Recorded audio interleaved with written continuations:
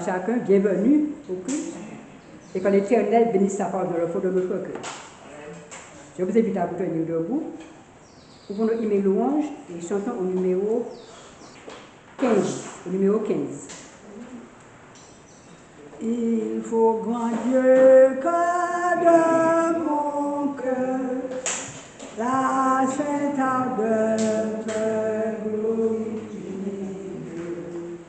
car toi des mers et de la voix, devant les rois je salue.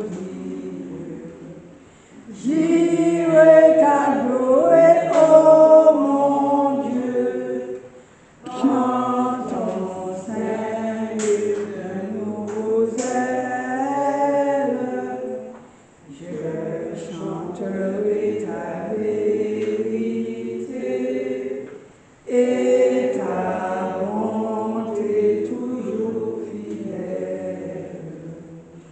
Ton nom est célèbre à jamais par les effets de tes paroles. Quand je t'invoque, tu m'entends. Quand il est temps, tu me consoles.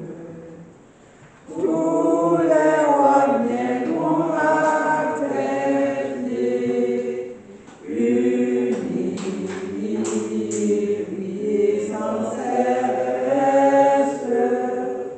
Si tous qu'ils auront une fois ouï la voix de ta promesse, ils rempliront par le concert tout l'univers de tes louanges.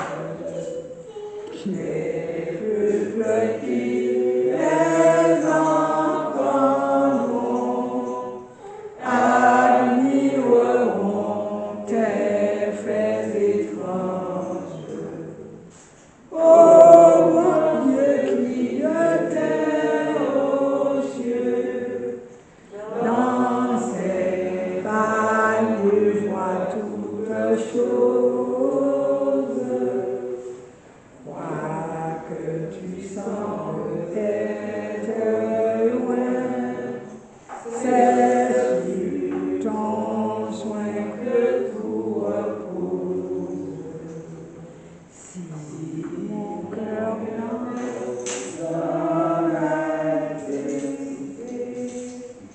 est agité, ta main l'appuie. C'est ton bras qui sauvera des mains, des inhumains, ma triste vie. Quand je suis le plus abattu, c'est ta vertu qui me relève. Ce qui t'a plu de commencer, sans cela, c'est ta main achève.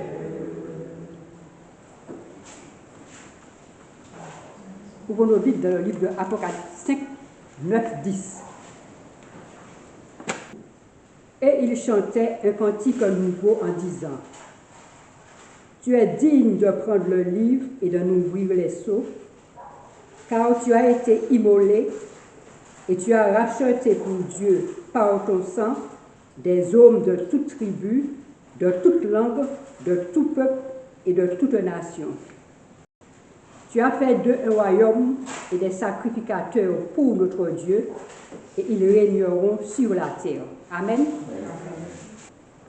Chers amis, chers frères et sœurs, rebonjour. Bienvenue au centre, dans ce petit cercle, église de maison, la voie du Sinaï. réveil et réforme. Bienvenue dans cette petite maison afin que nous puissions nous réjouir de la parole de Dieu. Bienvenue. Je voudrais dire ce matin, dans cette période actuelle de l'Église, nous devons être vigilants. Le criblage a commencé déjà dans les églises. Je dis le criblage a déjà commencé dans les églises. Aussi, les croyants fidèles de Jésus-Christ seront soumis à des rudes épreuves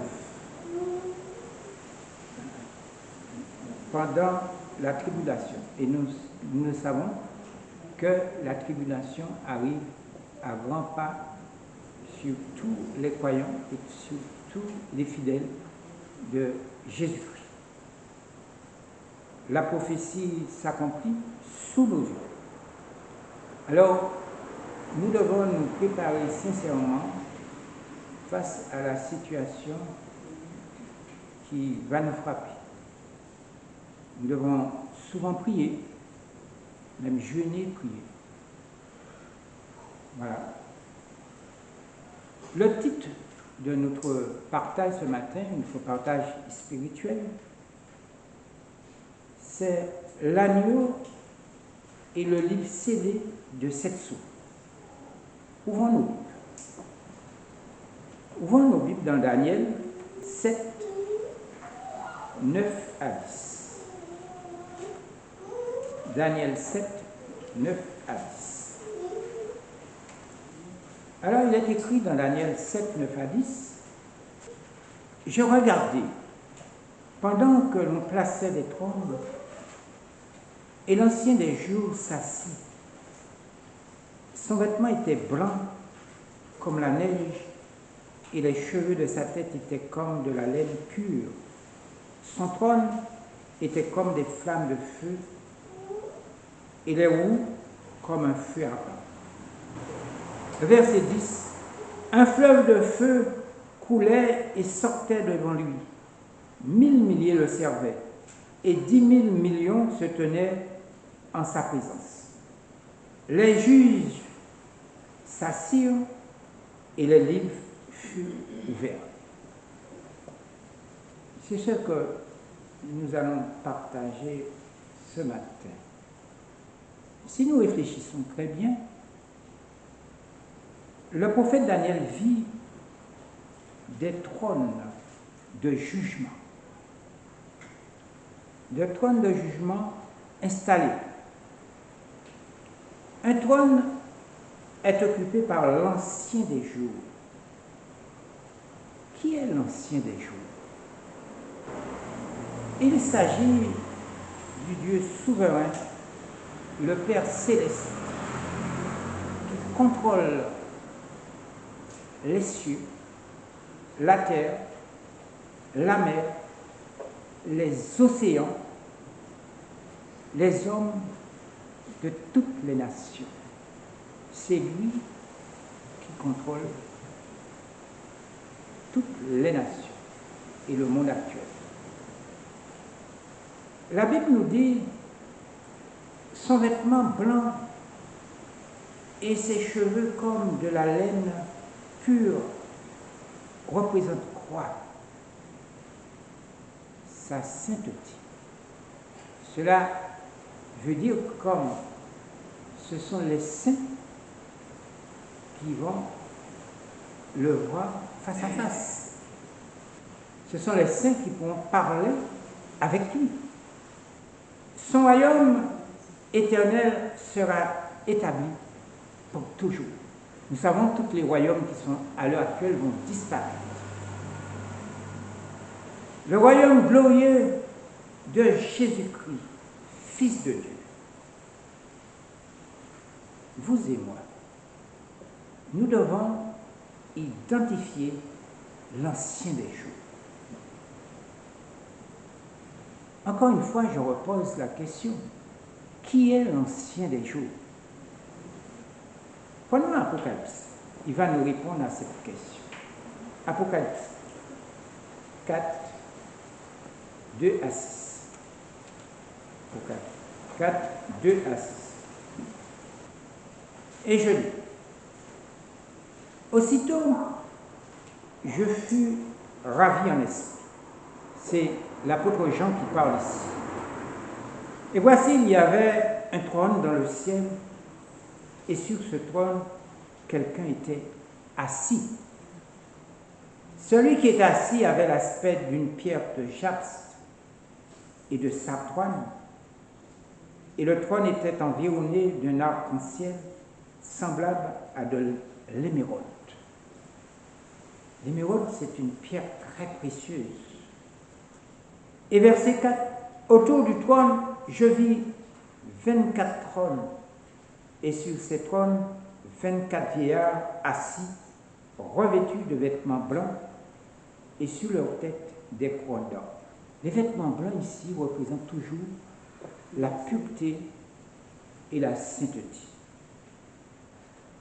Nous disons encore, c'est Dieu le Père, l'ancien du jour, l'ancien des jours, s'assied pour faire croire, s'assied au tribunal pour exercer le jugement, c'est-à-dire le jugement de vous et de moi, le jugement des nations, le jugement du christianisme dans son ensemble. Prenons encore notre Bible dans Hébreux 4. Hébreux 4, 12 à 13. Car la parole de Dieu est vivante et efficace, plus tranchante qu'une épée quelconque à deux tranchants, pénétrante jusqu'à partager âme et esprit, jointure et moelle.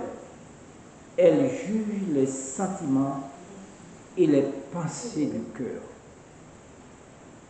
Nulle créature n'est cachée devant lui, mais tout est à nu et à découvert aux yeux de celui à qui nous devons rendre compte. Souvent, nous oublions que nous devons rendre des comptes. Souvent, nous disons, ma vie m'appartient et je fais ce que je veux. Mais nous devons rendre des comptes un jour. L'apôtre Jean voit notre Père céleste, notre Dieu, assis sur son trône, dans toute sa majesté et sa splendeur. Et c'est ce que vous et moi, nous cherchons, à voir notre majesté, notre Dieu créateur, dans sa gloire, dans sa majesté, dans sa splendeur. Il tient quelque chose dans sa main, un livre. Il tient un livre dans la main droite, un livre cacheté avec 7 sceaux. Un ange est chargé de lancer un appel d'une voix forte à quiconque qui est digne d'ouvrir le livre et rompre les sceaux l'un après l'autre. Qui est digne d'ouvrir le livre cacheté de 7 sceaux l'un après l'autre? Personne dans le ciel, ni sur la terre, ou sous la terre, n'est pas qualifié, ne fut digne pour ouvrir le livre. Comment sceller? Personne dans le ciel, ni sur cette terre, ou sous la terre, n'est pas qualifié, ne fut digne pour ouvrir ce livre qui est scellé ou cacheté de 7 sceaux. Que contient ce livre? C'est là toute notre question. Que contient ce livre? Il contient la liste des jugements des habitants de la terre, bons et méchants. Il contient aussi notre vie. Je dis bien notre vie. Même si nous sommes marqués par le temps, même si notre vie est courte,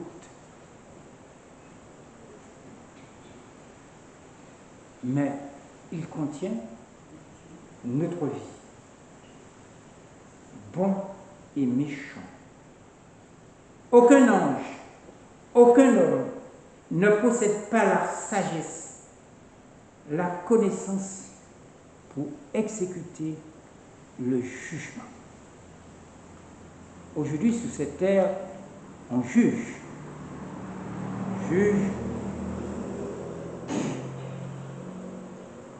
Les hommes jugent, mais souvent, ce sont des jugements injustes. On dirait que je fais de pléonasme. Je repose la question. Que contient ce livre? Les noms de ceux qui ne sont pas sauvés sont effacés au moment de leur mort. Les noms écrits avant la fondation du monde, ceux qui ont abandonné la parole de Dieu au cours de leur vie terrestre, qui se sont livrés à la séduction, la corruption, l'impudicité, le péché, l'abomination. C'est ce que contient ce livre. Souvent on dit, oh, après la mort, c'est fini. Cette mort, ce n'est pas fini, c'est un sommeil. Il faut revenir dans la vie pour être jugé,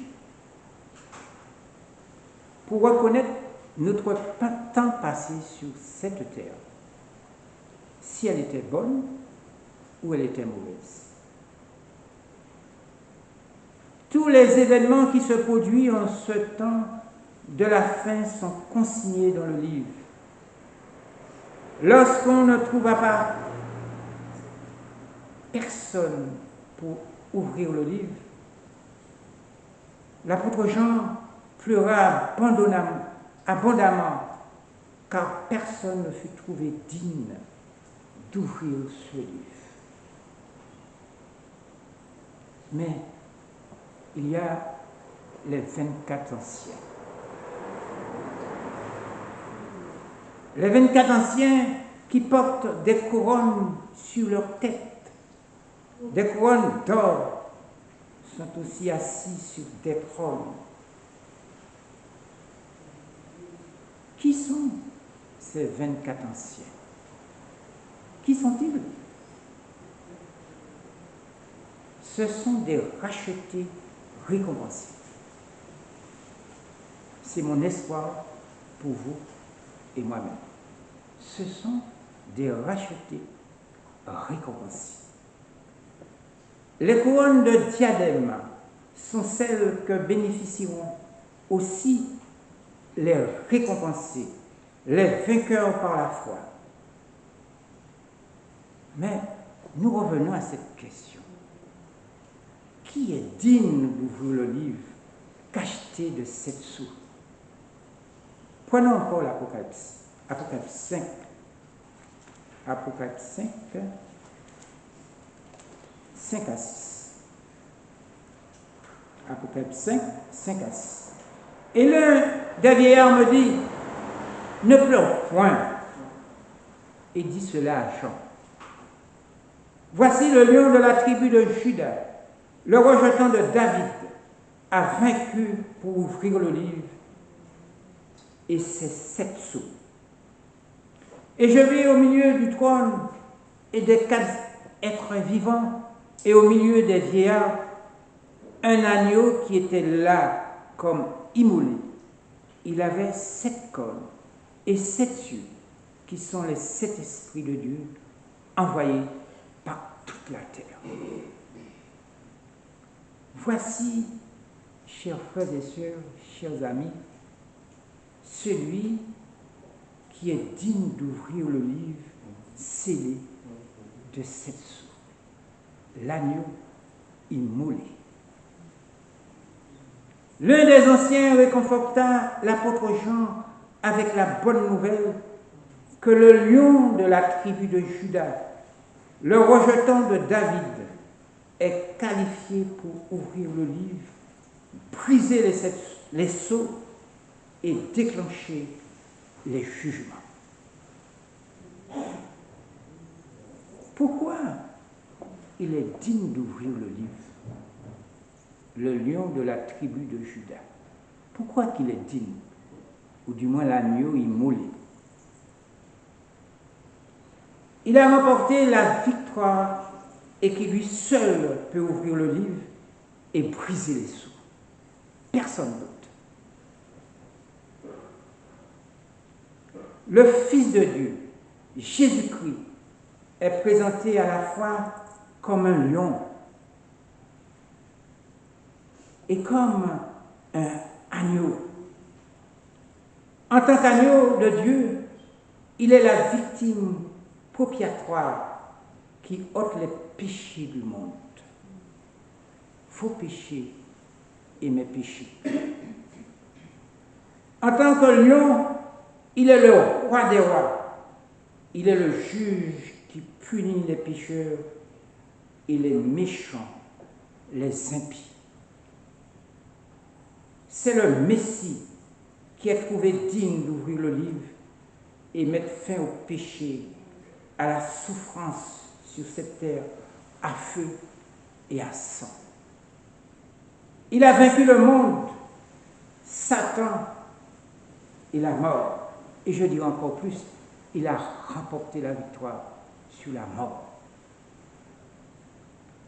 Il conquit son royaume et son autorité, non pas par la force, du moins par les armes, mais par ses souffrances et sa mort en sacrifice d'expiation pour nous racheter de la condamnation, du péché et de la mort.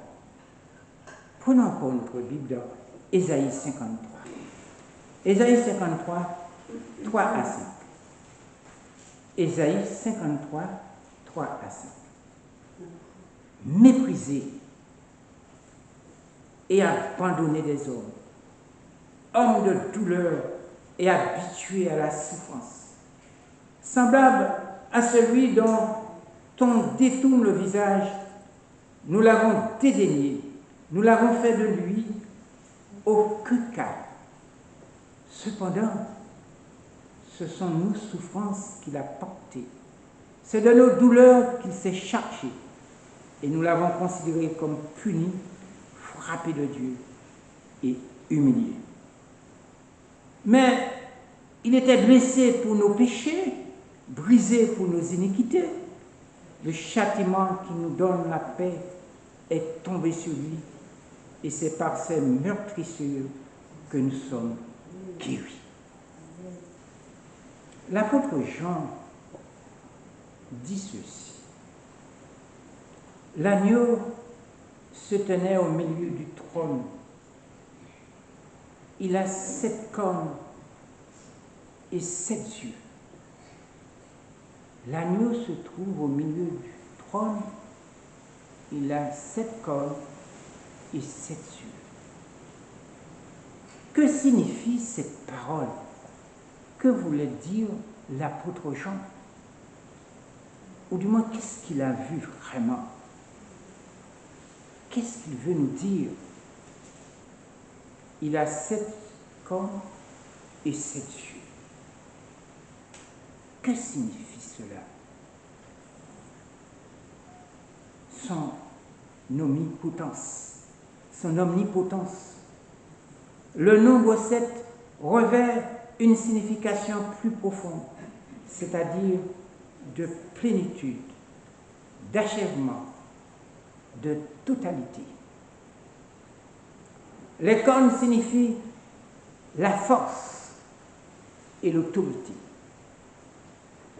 Les 7 cornes indiquent la pleine puissance et l'autorité que Jésus-Christ, Fils de Dieu, est investi. Pourquoi nous sommes faibles? Pourquoi? Tout simplement, nous ne sommes pas investis de la puissance de Jésus-Christ. C'est pourquoi nous versons souvent des larmes et nous sommes faibles face à la souffrance et les problèmes de la vie qui sont suffisamment fréquents. Que signifient les 7 yeux? Les 7 yeux soulignent sa connaissance, son omniscience et sa sagesse parfaite. Jésus-Christ, Fils de Dieu, possède tout pouvoir, toute autorité, toute sagesse et toute connaissance. Pourquoi nous ne connaissons pas notre Bible? Pourquoi nous ne connaissons pas la parole de Dieu? Où se trouve notre sagesse en ce temps de la fin? Où se trouve notre connaissance spirituelle? Pourquoi nous n'avons pas d'autorité sur les mauvais esprits? Les 7 yeux désignent aussi cet esprit de Dieu, sans mesure, ou l'esprit de Dieu dans sa plénitude. Jésus-Christ, le Fils de Dieu, est revêtu toute la plénitude de l'Esprit Saint. Sommes-nous revêtus de l'Esprit Saint? Souvent, notre esprit est vagabond. Nous sommes souvent dirigés par de mauvais esprits. Les 7 esprits de Dieu dans les cieux et sur la terre. Cependant, il y a un seul esprit de Dieu dans la perfection et la plénitude. Que signifie l'agneau immolé et le lion? L'agneau nous rappelle sa première venue et sa mort, tandis que le lion évoque sa seconde venue pour juger le monde, les vivants et les morts. Ouvrons encore notre Bible dans 2 Timothée 4 et le verset 1.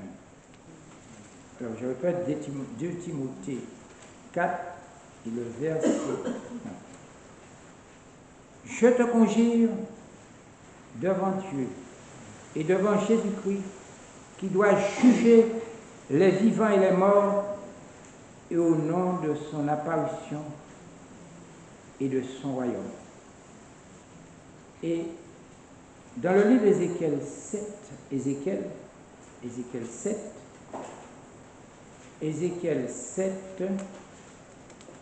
8 à 10, il est écrit: maintenant, je vais bientôt répandre ma fureur sur toi, assouvir sur toi ma colère, je te jugerai selon tes voies, je te chargerai de toutes les abominations. C'est-à-dire que ce que nous semons, c'est ce que nous allons récolter. Mon œil sera sans pitié, et je n'aurai point de miséricorde, je te changerai de tes voies, et tes abominations seront au milieu de toi. C'est pourquoi que dans notre vie, il faudrait que nous évitons de faire n'importe quoi. Nous devons posséder la tête sur nos épaules et les pieds sur terre, afin que nous ne soyons pas jugés de ce que nous avons semé ou de ce que nous récoltons. Et vous saurez que je suis l'Éternel, celui qui frappe. Le verset 10 dit: voici le jour, voici il vient, le tour arrive, la verge fleurit, l'orgueil s'épanouit. C'est-à-dire qu'on vit, on rit, on a de la joie, on ne s'occupe plus de notre prochain, l'orgueil. On est monsieur X, madame Z, directeur de ceci. L'orgueil s'épanouit. Je ne suis pas ta camarade, j'ai un gros métier. L'orgueil s'épanouit. L'agneau prit le livre de la main droite du Père Céleste, qui est assis sur le trône. Les êtres vivants, les vieillards ou anciens reconnurent que l'agneau est digne de prendre le livre et d'ouvrir les sceaux. Seul l'agneau immolé est capable de prendre le livre et d'ouvrir les sceaux. Ce livre scellé de 7 sceaux. Il avait été immolé et qu'il a racheté pour Dieu par son sang des hommes, des femmes, des enfants, de toute tribu, de toute langue, de tout peuple et de toute nation. Nous avons été rachetés par le sang de l'agneau.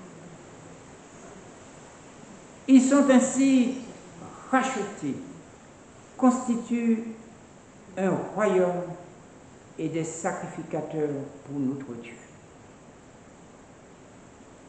Le cantique nouveau est chanté par eux-mêmes, les rachetés. Les rachetés. Il y aura un cantique nouveau pour les racheter. Voici les paroles du cantique.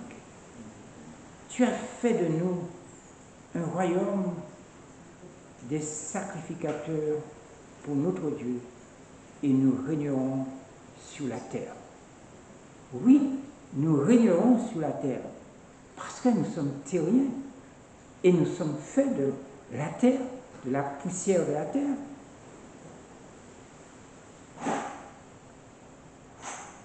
Réfléchissons sur la beauté de cette scène, l'émerveillement exprimé dans ce chant de louange. Tu as fait de nous un royaume des sacrificateurs pour notre Dieu et nous régnerons sur la terre. Toutes les créatures dans le ciel, sur la terre, expriment la louange, l'honneur, la gloire, reconnaissance, la force à Dieu le Père et aussi à l'agneau immolé pour vous et moi. C'est l'hommage universel, c'est l'amour du cœur qui donne tout son être. Prenons encore notre Bible, Philippiens 2, 5 à 11. Philippiens 2, 5 à 11. Il est écrit, « Ayez en vous les sentiments qui étaient en Jésus-Christ. » Les sentiments qui est en qui? En Jésus-Christ. Lequel existence en forme de Dieu n'a point regardé comme une proie à arracher d'être égal avec Dieu, mais s'est dépouillé lui-même en prenant une forme de serviteur, en devenant semblable aux hommes et ayant paru comme un saint homme. Il s'est humilié lui-même, se rendant obéissant jusqu'où? Jusqu'à la mort. Même jusqu'à la mort de la croix. C'est pourquoi aussi Dieu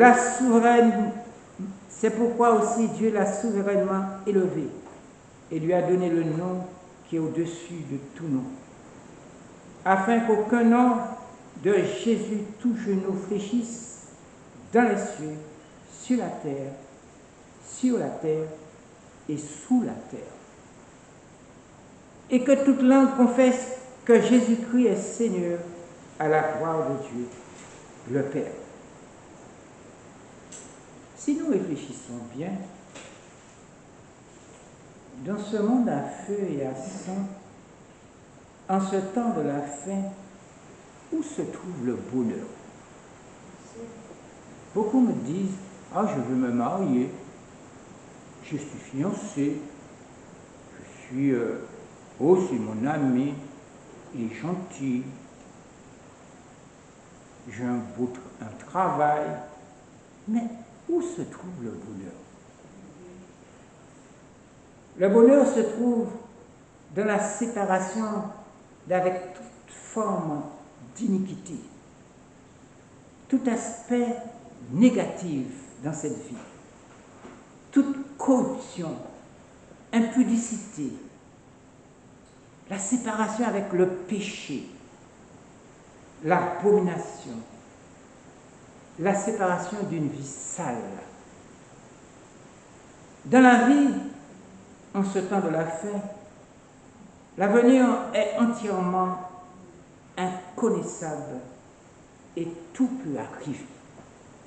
Je veux m'expliquer. On peut actuellement, là, et quitter ce monde, c'est-à-dire décéder.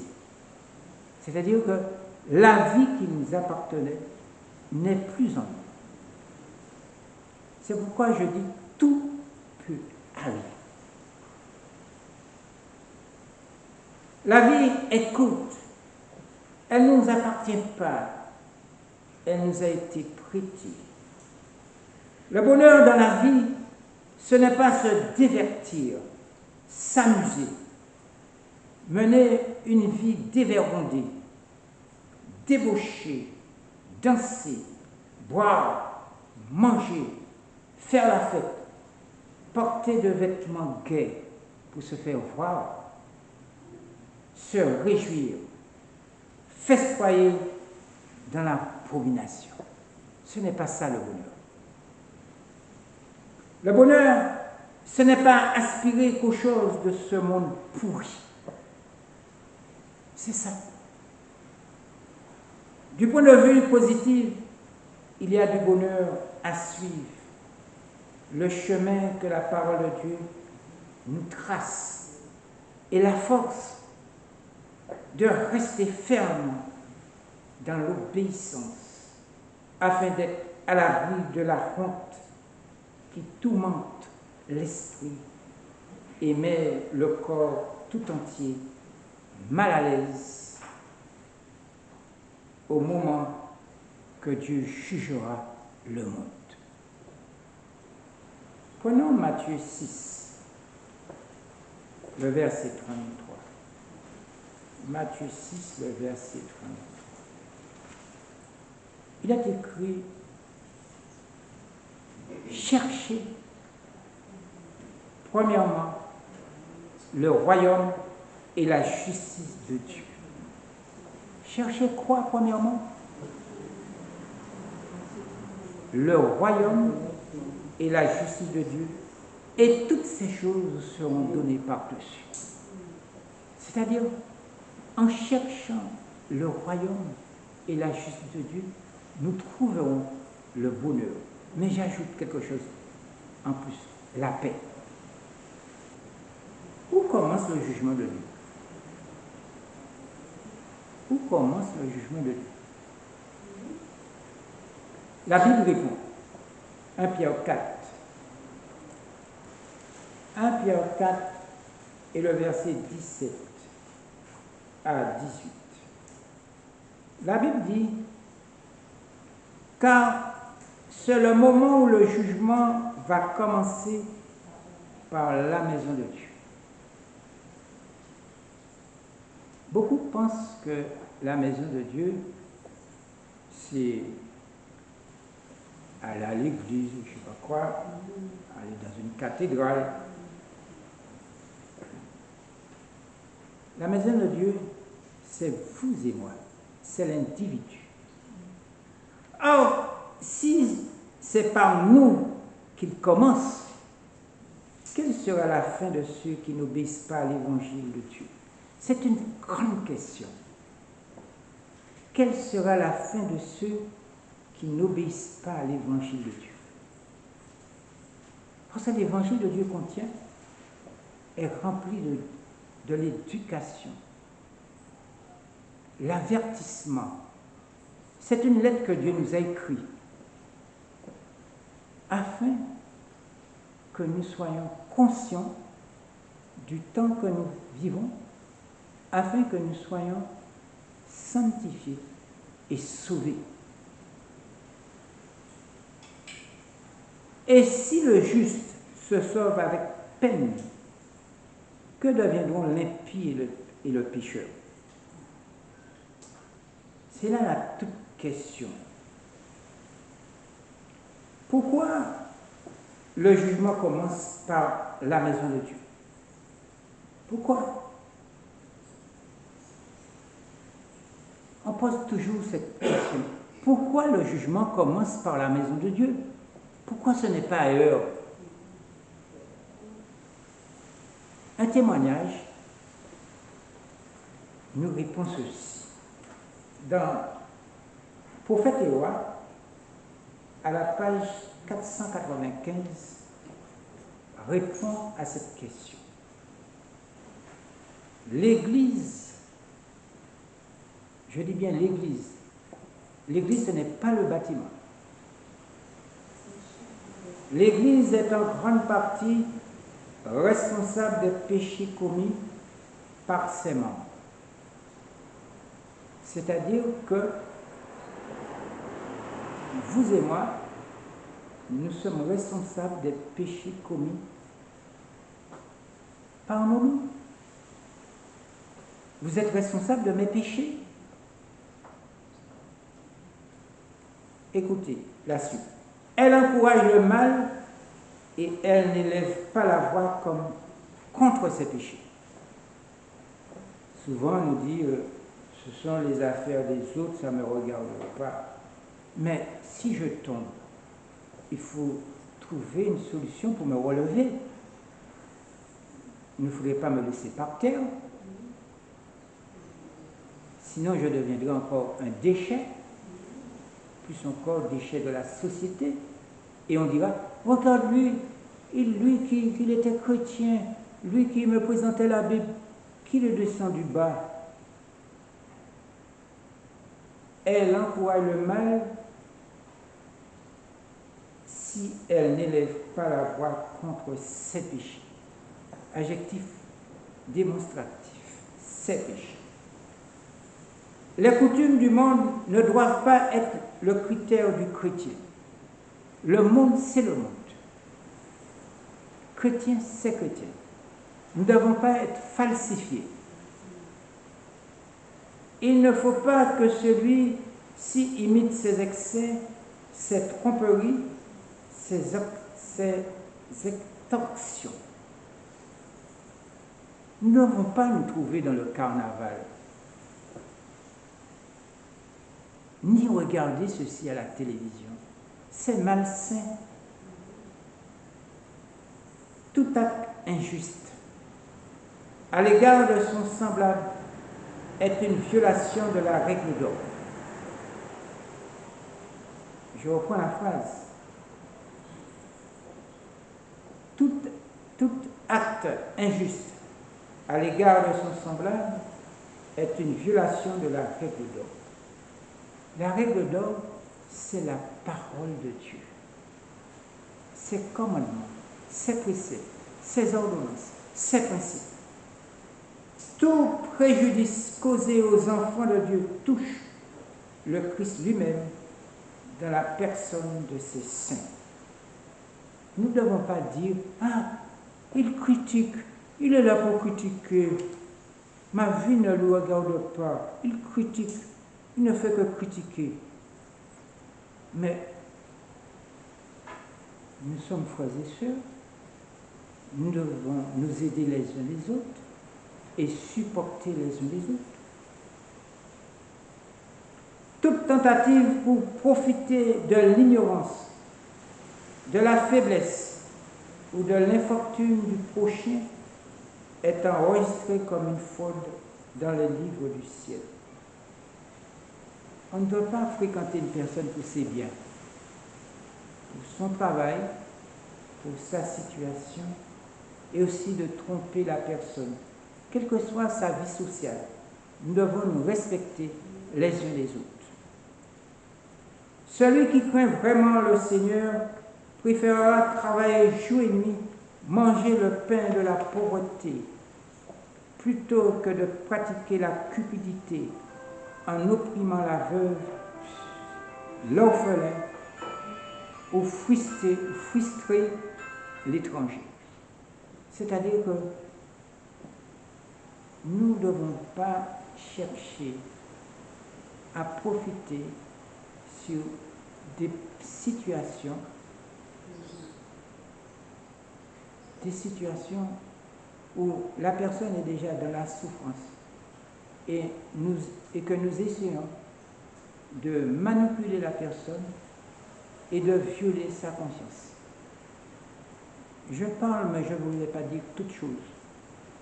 Mais nous ne devons pas chercher, en tant que chrétiens, il y a des personnes qui n'arrivent pas à rencontrer les deux bouts dans cette vie. Et nous ne devons pas chercher à manipuler ces personnes en disant si tu ne payes pas la dîme, tu n'iras pas au ciel. Des choses comme ça. D'ailleurs, la dîme n'est pas dans le Nouveau Testament. Écoutez bien, les plus petits écarts de la rectitude préparent le cœur aux pires injustices. Lorsqu'un homme s'enrichit au détriment d'un autre, voilà la religion. S'enrichir au détriment de l'autre. C'est ça le christianisme. Un christianisme pollué. Son âme devient insensible à l'influence de l'Esprit de Dieu. Le gain obtenu dans de telles conditions est en réalité une terrible perte. Et c'est pour cette raison qu'il y aura aussi le jugement. Aimeriez-vous passer un jour devant le tribunal céleste?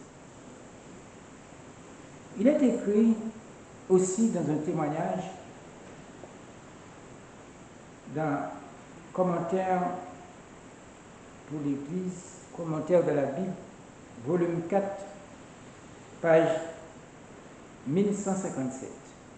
Il est écrit: il existe des hommes qui se disent pieux, dont les transgressions font écran aux pécheurs. Pour moi, ce sont des hypocrites. Ils se disent pieux. Ils ignorent les commandements de Dieu, choisissent les traditions des hommes, annulent la loi de Dieu et encouragent l'apostasie. Leurs excuses sont faibles et fragiles, et elles entraîneront la destruction de leur âme et de celle des autres. Des hommes qui profitent sur des personnes faibles et fragiles.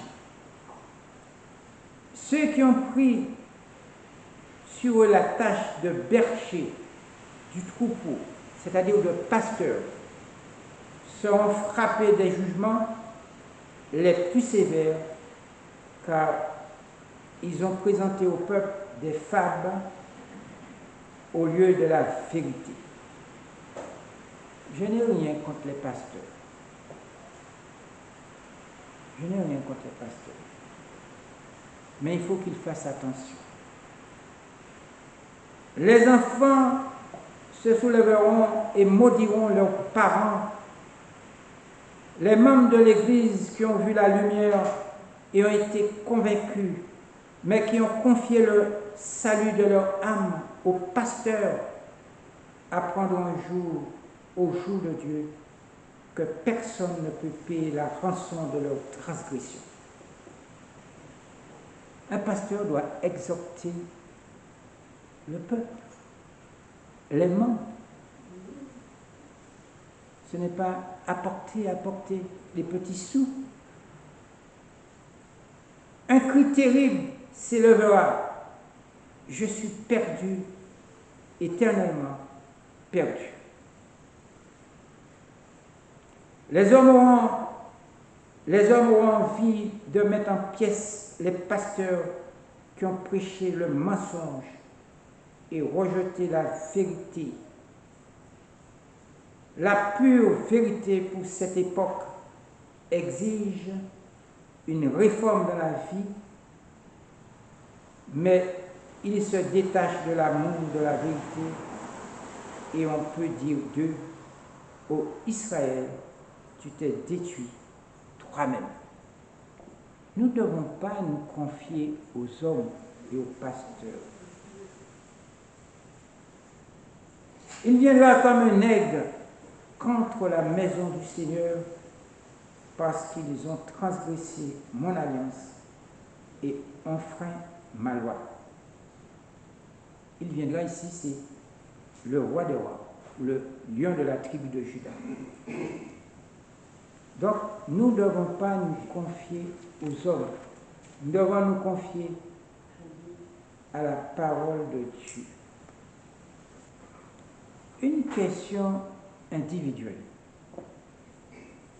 une question pour vous et moi, individuelle, mais très importante. Au jour du jugement, où serais-je? À droite du lion de la tribu de Juda, ou à gauche du lion de la tribu de Juda, ou au châtiment éternel, le feu éternel préparé pour Satan, le diable, le serpent ancien et pour ses anges. Où seras-tu? À gauche ou à droite?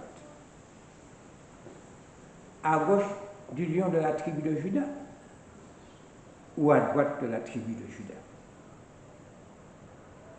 La religion sert de voile sur cette question pour masquer la malhonnêteté et des mensonges.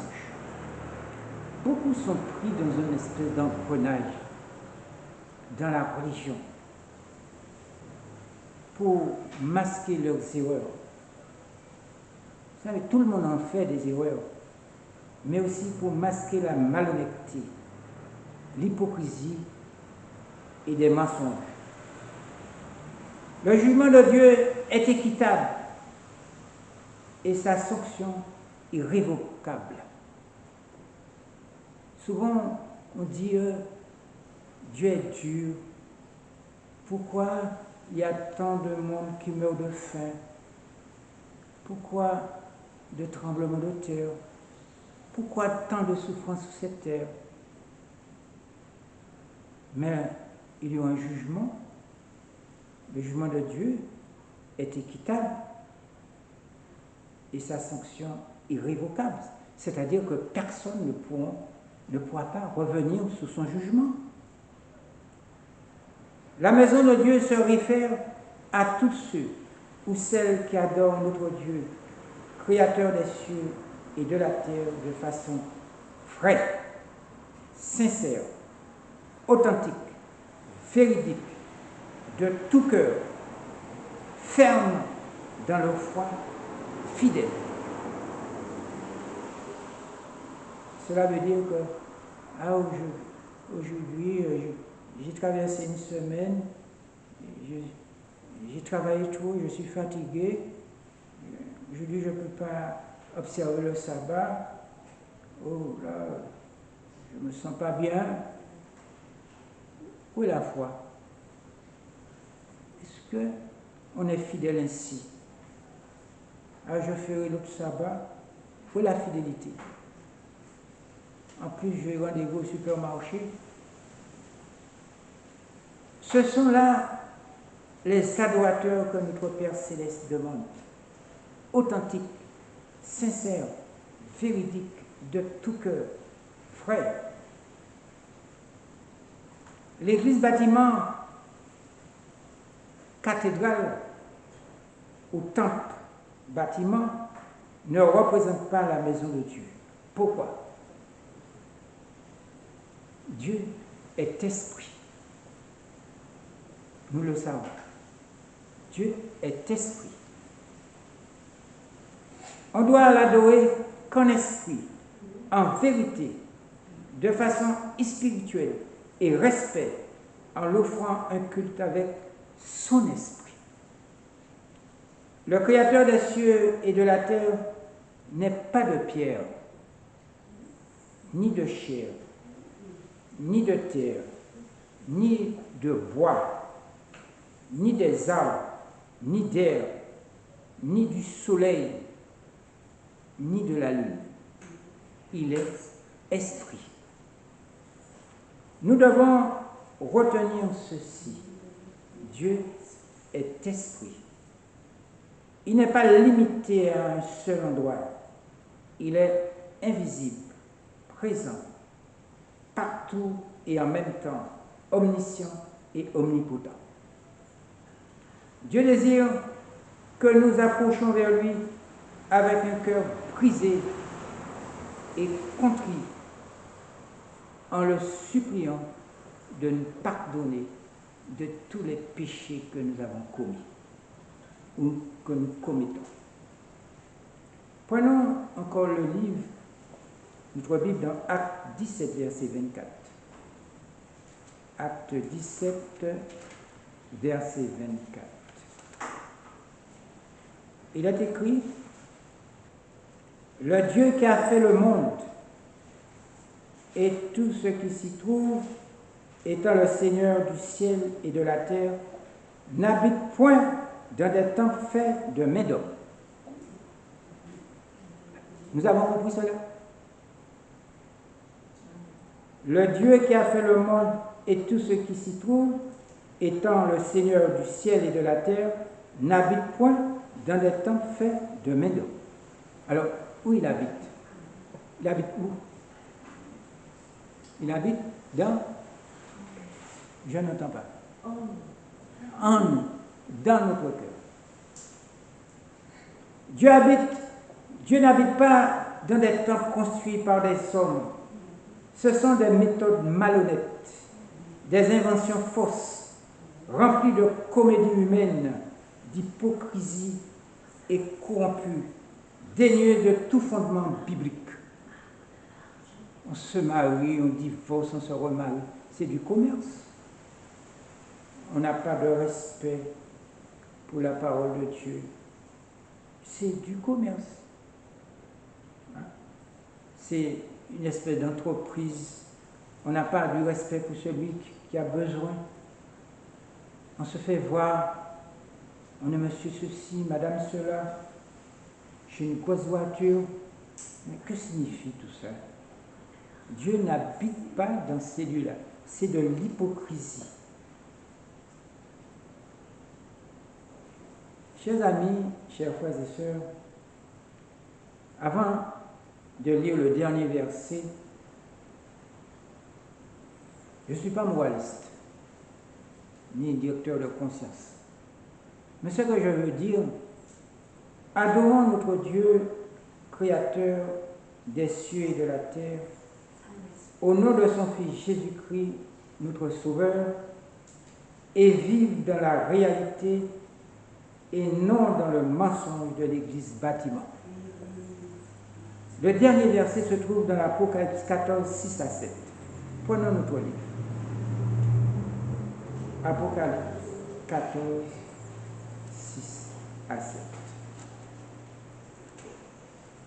Il est écrit, je vis un autre ange qui volait par le milieu du ciel, ayant un évangile éternel pour l'annoncer aux habitants de la terre, à toute nation, à toute tribu, à toute langue et à tout peuple.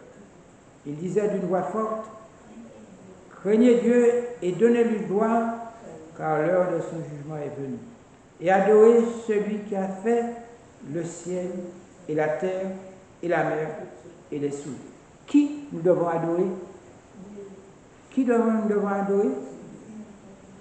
Celui qui a fait le ciel, la terre, la mer et les sous. Devons adorer un homme? Nous devons adorer le pasteur? Nous devons adorer le curé? Le prêtre? Nous devons adorer le pape? Et un autre ange, et un autre ange, un second ange suivi en disant, elle est tombée Babylone, la grande qui a abreuvé toutes les nations du vin, de la fureur de son impudicité. Nous allons arrêter là, chers sœurs et frères. C'est ma prière pour vous et pour moi-même. Amen.